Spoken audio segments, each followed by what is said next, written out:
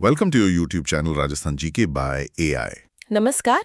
आज हम राजस्थान के एक बहुत ही दिलचस्प टॉपिक पर बात करने वाले हैं, आंतरिक प्रवाह की नदियां। यानी इनलैंड ड्रेनेज रिवर्स। ये टॉपिक राजस्थान के हर स्टेट एग्जाम के लिए बहुत ही जरूरी है। बिल्कुल। तो आज हम एक एक करके सभी मुख्य नदियों को कवर करेंगे। वो कहाँ से निकलती हैं, कहाँ बहती हैं और उनसे जुड़े जो भी इम्पोर्टेंट फैक्ट्स हैं उन सब पर बात करेंगे। तो फिर चलिए शुरुआत करते हैं घग्गर नदी से। हाँ, घग्गर नदी, इसका जो सोर्स है वो है हिमाचल प्रदेश में हिमालय की शिवालिक या फिर कालका की पहाड़ियाँ। अच्छा, और ये पॉइंट तो पीटीआई 2023 एग्जाम में पूछा भी गया था, है ना? हाँ बिल्कुल।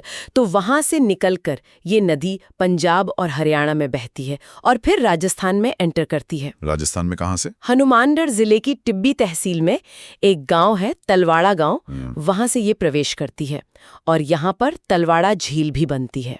ओके। और मैंने सुना है कि जब बारिश ज्यादा होती है तो इसका पानी बहुत दूर तक चला जाता है। हाँ, जब इसमें बाढ़ जैसी स्थिति होती है तो इसका पानी श्री गंगानगर और अनूपगढ़ होते हुए पाकिस्तान के बहावलपुर जिले तक पहुंच जाता है। पाकिस्तान तक? जी। और पाकिस्तान में इसके बहाव को हकरा के नाम से जाना जाता है। इसका जो अंतिम पॉइंट माना जाता है वो है फोर्ट अब्बास। ये तो बहुत इंटरेस्टिंग है। और ये सवाल RAS 2007 में आया भी था। हाँ, और इसके कई उपनाम भी हैं जो एग्जाम्स में अक्सर आते हैं। जैसे घग्गर नदी को श्री गंगानगर में नाली कहते हैं। ये तृतीय श्रेणी शिक्षक परीक्षा 2013 में आया था। अच्छा। इसके अलावा इसे मृत नदी मतलब डेड रिवर, नट नदी, सोतर, वहीद और लेटी नदी, इन सब नामों से भी जानते हैं। हाँ, और एक बहुत ही महत्वपूर्ण तथ्य ये भी है कि वैदिक काल में इसे दृश्वती नदी कहते थे। बिल्कुल। इसे सरस्वती नदी की सहायक नदी भी माना जाता था और इसके पाट यानी इसके तल को नाली कहा जाता है। इसे राजस्थान का शोक भी कहते हैं। हाँ, क्योंकि ये मैदान में ही एक तरह से गायब हो जाती है, विलुप्त हो जाती है। और ये राजस्थान की एकमात्र इंटरनेशनल नदी है जो उत्तर दिशा से प्रवेश करती है। ये भी एक यूनिक फैक्ट है। एग्जैक्टली। ये कृषि पर्यवेक्षक 2024 और LDC 2022 दोनों में पूछा गया। और एक और बात, हनुमानगढ़ में जो भटनेर दुर्ग है वो इसी नदी के किनारे। ओ हाँ, भटनेर दुर्ग। और कालीबंगा, रंगमहल, पीलीबंगा जैसी प्राचीन सभ्यताएं भी तो इसी के पास थी। बिल्कुल, इसी नदी के किनारे विकसित हुई थीं। और लंबाई की बात करें तो घग्गर नदी आंतरिक प्रवाह की सबसे लंबी नदी है। कुल लंबाई है 465 किलोमीटर। 465 किलोमीटर? हाँ। ये RAS 2010 का सवाल था। हाँ, और इसके पाट को बग्गी या पाट भी कहते हैं। ठीक है, तो ये तो हो गई सबसे लंबी नदी। अब बात करते हैं सबसे छोटी नदी की। हाँ, अब बात करते हैं काकनी नदी की। इसका उद्गम होता है जैसलमेर के कोटड़ी गांव से।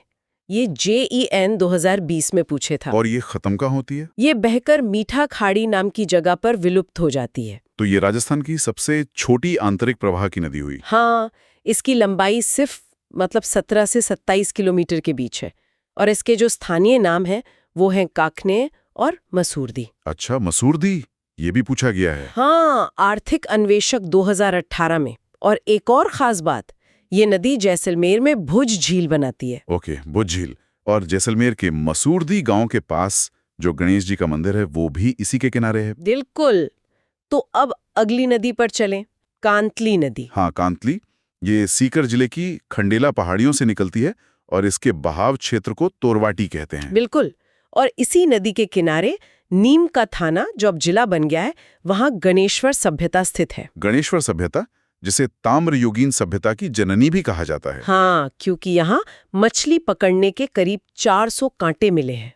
400 मतलब उस समय इस नदी में काफी पानी और जीवन रहा होगा। यही दिखाता है। और एक और बात, पूर्ण बहाव की दृष्टि से देखें तो ये राजस्थान की सबसे लंबी आंतरिक प्रवाह की नदी है। मतलब जो पूरी तरह से राजस्थान में ही बहती और खत्म होती है। इसकी लंबाई लगभग 100 किलोमीटर है। हाँ, और ये झुंझुनू जिले को लगभग 2 बराबर भागों में बांटती है। और झुंझुनू में ही इसके किनारे सुनारी सभ्यता भी है। और इसका विलुप्ति स्थल है मांडेरेला, झुंझुनू में। बिल्कुल। इसे कांतली और मौसमी नदी भी कहते हैं। ठीक है, अब उन नदियों की बात करते हैं जो सांभर झील में जाकर मिलती हैं, मेंथा और रूपनगढ़। हाँ, पहले मेंथा या मेढ़ा नदी, इसका उद्गम जयपुर के शाहपुरा तहसील में मनोहरपुर थाने से होता है। और जयपुर में बहने के बाद ये नागौर में बहती है और आखिर में सांबर झील में अपना पानी गिराती है। सही कहा। और नागौर में इसी नदी के किनारे प्रसिद्ध जैन तीर्थ लूणवा स्थित है। अब तो जिलों के पुनर्गठन के बाद इसका बहाव क्षेत्र जयपुर और डीडवाना कुचामन जिलों में आ गया है ना? हाँ बिल्कुल। और सांबर झील में गिरने वाली जो मुख्य नदियां हैं वो है मेंथा, रूपनगढ़, खारी और खंडेला। तो अब रूपनगढ़ नदी की बात करते हैं। हाँ, रूपनगढ़ नदी का उद्गम अजमेर के कुचिल गांव से होता है। ये नाग पहाड़ी अजमेर रिजर्व फॉरेस्ट क्षेत्र में है। और ये अजमेर में बहने के बाद सांबर झील में दक्षिण दिशा से मिलती है। बिल्कुल। और इसके किनारे अजमेर में निम्बार्क संप्रदाय की जो प्रधान पीठ है सलेमाबाद, वो स्थित है। ओके, अब अगली नदी है साबी। हाँ, साबी नदी। इसका उद्गम होता है जयपुर की सेवर पहाड़ियों से। ये व्याख्याता अधिकारी 2020 का प्रश्न है। तो जयपुर के बाद ये अलवर में बहती है और फिर हरियाणा के गुड़गांव जिले के पटौदी गांव के पास नजफगढ़ झील में मिल जाती है। बिल्कुल सही। और इस नदी के किनारे जोधपुर में जोधपुरा सभ्यता स्थित है। जोधपुरा सभ्यता, जो कि जोधपुर में नहीं है। ये नाम थोड़ा कंफ्यूजिंग है। हाँ, ये जोधपुर में नहीं है। और साबी नदी अलवर जिले की सबसे बड़ी नदी है और नेशनल हाईवे 48 भी इसके पास से गुजरता है। चले बात करते हैं रूपारेल नदी की। रूपारेल। इसका उद्गम अलवर की थानागाजी तहसील की उदयनाथ पहाड़ी से होता है। अच्छा, ये भी जैन 2020 में पूछा गया था। हाँ, और अलवर से बहने के बाद ये भरतपुर में समाप्त हो जाती है। इसके दूसरे नाम लसवारी और वारा नदी भी हैं। और इसी नदी पर डीगमहल, मोती झील और सीकरी बांध भी हैं। हाँ, और मोती झील का निर्माण सूरजमल जाट ने करवाया था और इसे भरतपुर की जीवन रेखा या लाइफलाइन भी कहते हैं। बिल्कुल। तो ये तो मुख्य नदियां हो गईं। अब कुछ और छोटी नदियों की भी बात कर लेते हैं। हाँ, जैसे काकुंद या कुकुंद नदी। ये राजस्थान में भरतपुर की बयाना तहसील से प्रवेश करती है और इसका पानी बरोठा बांध में इकट्ठा होता है। और ऋग्वेद में जिस सरस्वती नदी का जिक्र है उसका उद्गम सिरमौर हिमाचल प्रदेश से माना जाता था। हाँ, फिर एक रोहिली नदी है जो जैसलमेर जिले से निकलती है। एक निम्दा नदी भी है ना, जो बाड़मेर से निकलती है। हाँ, निम्दा। और 2006 में बाड़मेर के कवास क्षेत्र में जो बाढ़ आई थी वो इसी नदी के कारण थी। ओह, अच्छा। फिर खारी, खंडेला और तुरथमती, ये नदियां जयपुर की अरावली पहाड़ियों से निकलकर सांभर झील में ही गिरती हैं। और अंत में बात करते हैं द्रव्यवती नदी की। हाँ, ये बहुत महत्वपूर्ण है आज के कॉन्टेक्स्ट में। ये जयपुर की नाहरगढ़ पहाड़ियों से निकलती है और इसे अमानी शाह का नाला भी कहते हैं। बिल्कुल। इसका रिजुविनेशन का प्रोजेक्ट भी चल रहा है।